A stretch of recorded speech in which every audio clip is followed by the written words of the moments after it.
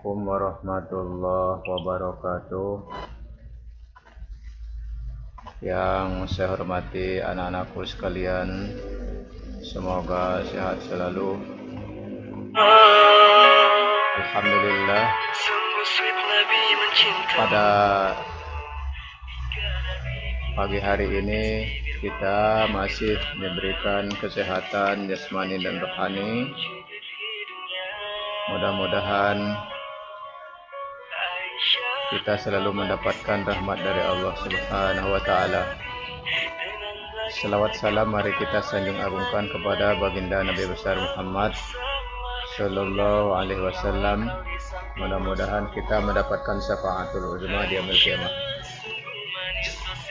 Anak-anakku sekalian, pada hari ini yaitu tentang program kegiatan belajar mengajar di MTS Negeri 10. Pertama-tama di sini Bapak sebagai pemateri akan menyampaikan daftar nama guru MTS Negeri 10 tahun pelajaran 2020-2021. Yang pertama itu Ibu Dr. Anda Rahmi Indriani. Beliau sebagai guru IPA, namun sepenuhnya sekarang tugasnya adalah sebagai kepala madrasah yang sebelumnya masih mengajar di kelas. Yang kedua kalinya adalah Pak Rohili, SPDI. Beliau mengajar sebagai guru SKI di kelas 8 dan kelas 9.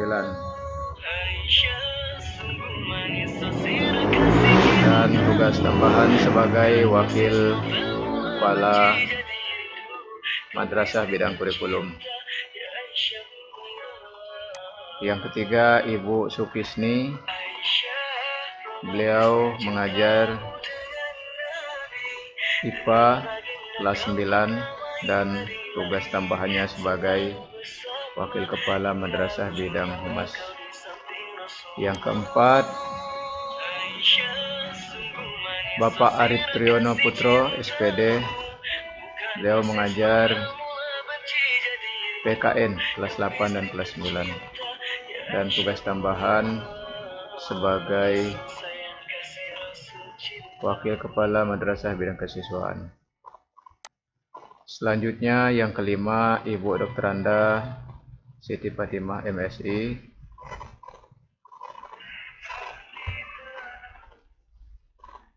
Beliau mengajar di kelas 8 dan kelas 9 serta tahfiz kelas 9C dan sekaligus sebagai wali kelas 9C.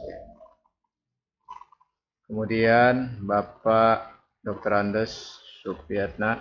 Beliau mengajar IPA di kelas 8 dan kelas 9. Selanjutnya Ibu Raihan SAG. Beliau mengajar bahasa Inggris di kelas 8 dan tahfiz di kelas 8D sekaligus wali kelas 8D. Selanjutnya Ibu Siti Nur Iftah SPDI. Beliau mengajar Al-Quran Hadis 7, 8 dan 9. SKI kelas 8A dan tahfiz 8A sekaligus wali kelas 8A. Kemudian Bapak Sanusi SPD MPD. Beliau mengajar IPS kelas 7 dan tugas pokoknya yaitu guru BP atau BK. Kemudian yang berikutnya Pak Muhammad, beliau mengajar IPS kelas 8 dan kelas 9 dan wali kelas 8C.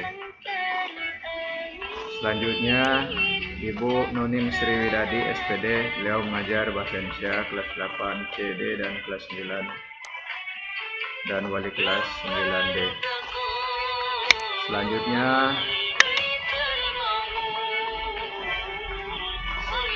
Bapak Abdul Hakim SPD, beliau mengajar bahasa Inggris PKN kelas 7 dan tahfiz kelas 8C dan sebagai pembina OSIS. Kemudian selanjutnya Pak Tatang Supriyana MH SAG, beliau mengajar fikih kelas 78 dan akidah kelas 9, SKI 7D dan tahfiz 8B sekaligus wali kelas 8D. Kemudian nomor 14, nomor selanjutnya itu Bapak Dr. Andes Agus Wijaya, beliau mengajar bahasa Arab 8 CD dan 9 dan 9A tahfiz serta wali kelas 9A. Selanjutnya Miss Enah, beliau mengajar bahasa Inggris kelas 9, SBK kelas 8 dan tahfiz kelas 9B serta wali kelas 9B. Selanjutnya Ibu Nur Rahmiati, beliau mengajar akidah kelas 78, fikih kelas 9, SKI 7 ABC, tahfiz 9D. Selanjutnya Pak Suherman SPD, beliau mengajar bahasa Indonesia kelas 7 dan 8AB. Selanjutnya Ibu Rusmiati SPD, beliau mengajar IPA 7, 8C, kelas 7 dan 8C, kemudian 9A dan tahfiz 7B dan wali kelas 7B.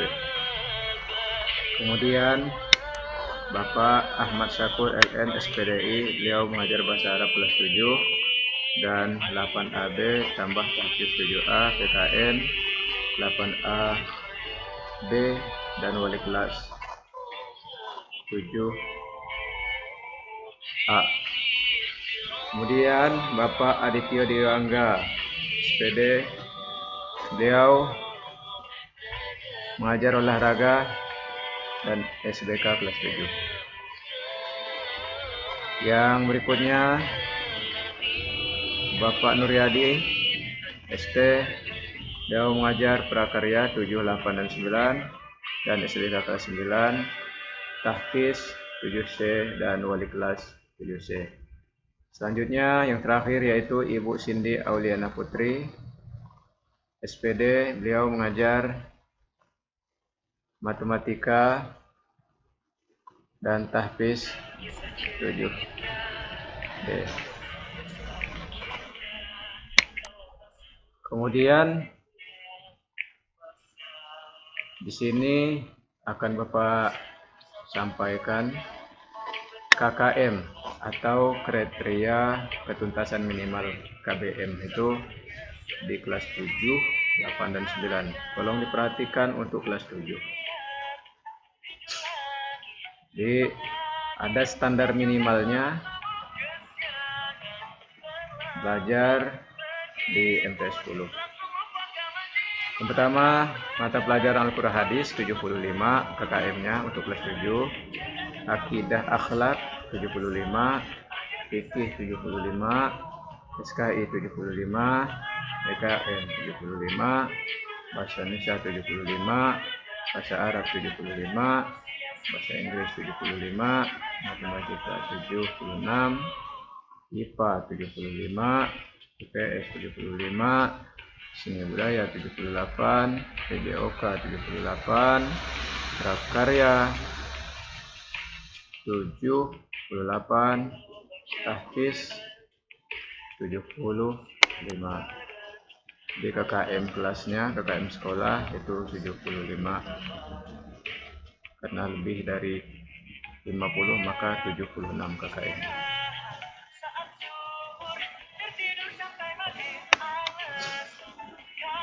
Kemudian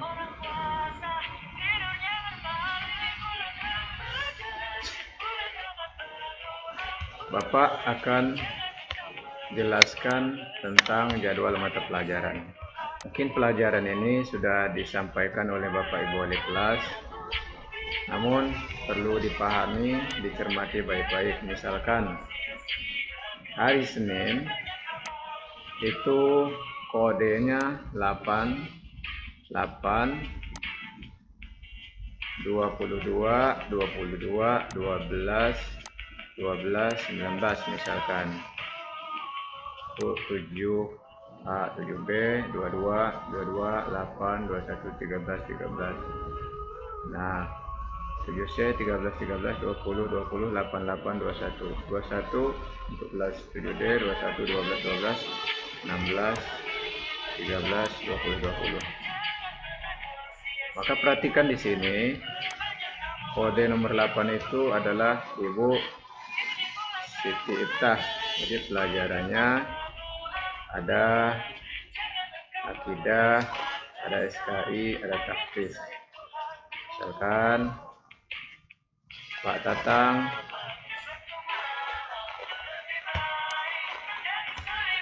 kode 13, mata pelajarannya fikih kelas 7, kita kelas 9 SKI, tahfiz. Begitu seterusnya. Pak Tio misalkan BK kelas 7 dan olahraga kelas 7. Pak Nuryadi kelas 7 prakarya dan tahfiz kelas 7C. Bu Cindy matematika kelas 7 dan 7D. Demikian. Jadi anak-anakku sekalian harus perhatikan baik-baik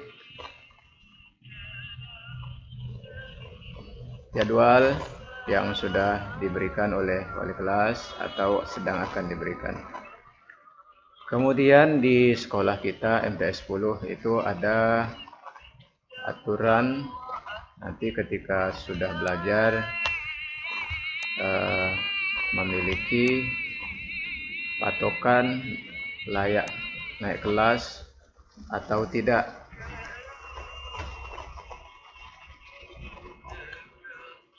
Ya.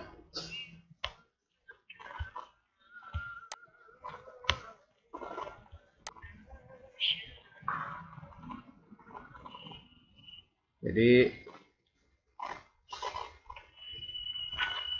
di sini kenaikan kelas. Kenaikan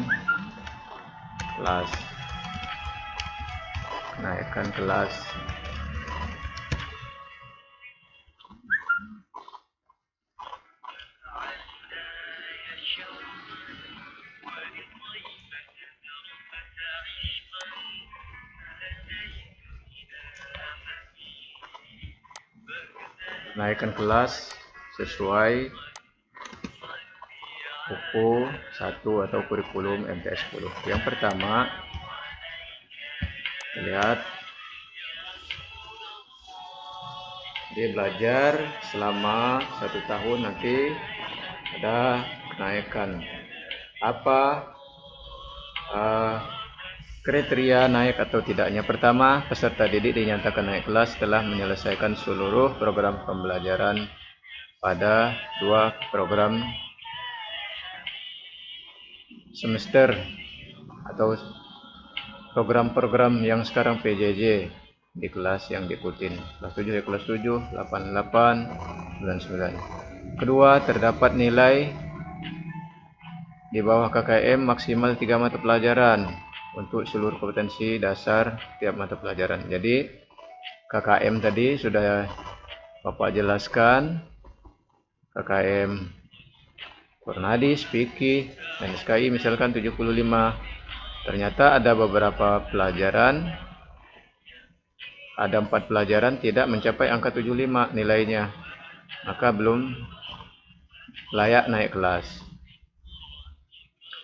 Kemudian ketiga, mencapai tingkat kompetensi yang dipersyaratkan dengan ketuntasan kompetensi sikap, sikap spiritual, sosial, ya, afektifnya termasuk kategori baik. Kalau umpamanya sering nggak masuk atau nggak pernah ikut sholat duha atau sholat zuhur, itu berarti kurang baik spiritualnya. Sosialnya, begitu umpama suka bohong, tidak mengikuti PJJ karena nggak ada data padahal ada data, itu tidak baik. Dan kompetensi pengetahuan dan keterampilan minimal sama dengan KKM yang telah ditetapkan. Jadi yang ada di raport itu ada nilai pengetahuan dan keterampilan minimal sama dengan KKM yang sudah ditetapkan tadi. Jadi kalau kurang atau lebih dari 3 pelajaran belum layak naik kelas. Yang keempat, memperoleh nilai minimal baik untuk aktualisasi pramuka. Insyaallah nanti kalau kita sudah tatap muka, ada kegiatan-kegiatan pramuka atau nanti ada kegiatan pramuka melalui PJJ. Minimal baik. Kemudian yang berikutnya, tidak memiliki absen tanpa keterangan sebanyak 12 hari per semester. Ya. Demikian yang Bapak bisa sampaikan. Terima kasih atas perhatiannya. Sekali lagi Bapak ucapkan wassalamualaikum warahmatullahi wabarakatuh.